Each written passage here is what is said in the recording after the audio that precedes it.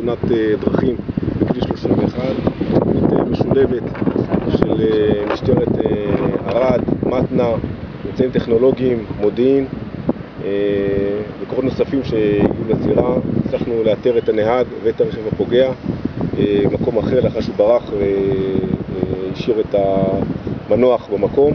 והיום ממשיכים בחקירה, ואנחנו בהמשך נקווה שנבין יותר טוב מה קרה שם. איך הצלחתם לתפוס אותו? מה היה? הפעילות הייתה משולבת, גם של התחנה, גם מודיעין, גם טכנולוגיה, גם משל"ט דרום. פעילות משולבת, צריכים להביא גם את החשוד וגם את הנהג. הוא התקשר אליכם, יוני, הוא התקשר, מה היה? יוני, הוא ניסה לעבוד עליכם בעצם. בכל מקרה, במהלך מהבוקר בעצם פה יש פעילות לגבי ניסיון לתפוס אותו ולמצוא אותו, ובמקביל גם פעלנו בזירה עצמה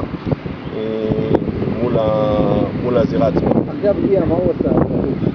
כרגע כל מהפעולות של החשוד אחרי הפגיעה בחקירה, גם בדרך ועד שצריכנו להביא אותו, הכל בחקירה, וכשנדע... זה אומר שהוא הסגיר את עצמו, המשפחה אומרת שהוא הסגיר את עצמו למשטרה. לדעתי הוא לא הסגיר את עצמו. יוני, מה הוא מספר בחקירה? הוא אומר משהו? זה מוקדם, זה די מוקדם, כל נושא החקירה די מוקדם. משהו על התפיסה שלו, הוא התקשר אליכם, הוא יזם חלק מהשלב, היינו בקשר איתו, חלק מהמשפחה שלו, מטרה זאת להסגיר אותו, ודעתי הוא לא הסגיר את עצמו. יש שם מלא תפקיד לדרגה, המצלמות שיהיה להם. בואו נגיד ככה, קודם כל... יוני זייטי, מפקד תחנת ערד, סגן ניצב. יוני, הוא קושר את עצמו לתאונה הזו? על פניו, כרגע יש ראיות שקושרות את עצמו לאירוע עצמו ולתאונה עצמה. הוא המנוח תושב ערד? הנהג תושב פזורת ערד. לא הנהג, המנוח.